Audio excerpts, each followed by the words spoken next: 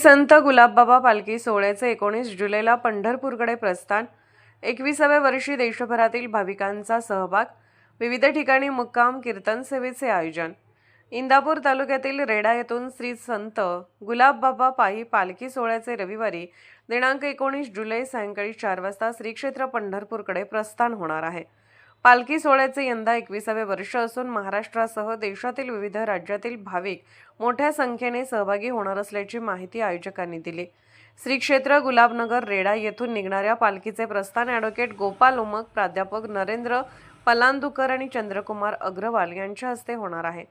यावेळी विविध क्षेत्रातील मान्यवर उपस्थित राहणार असून पालखीचा मुक्काम 19 जुलै रोजी रेडा, 20 रोजी सराटी, 21 रोजी महाळुंग, 22 रोजी बंडी शेगाव, 23 रोजी वाखरी तर 24 ते 26 जुलै दरम्यान गोपाळपूर पंढरपूर येथील श्री संत गुलाबबाबा आश्रमात राहणार आहे।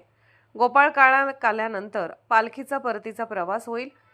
पालखी सोहळ्यात हबप रणजित महाराज शिंदे, बोधले महाराज, मोहन महाराज बुधावले, नागरगोजे महाराज, अशोक महाराज मोहिते, मुरलीधर लोनागरे महाराज व समर्थ महाराज साळुंके यांची कीर्तन सेवा होणार आहे।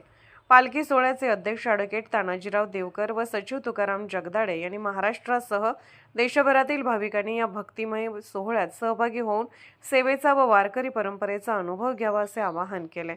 Bureau report SR news 24 Indapur.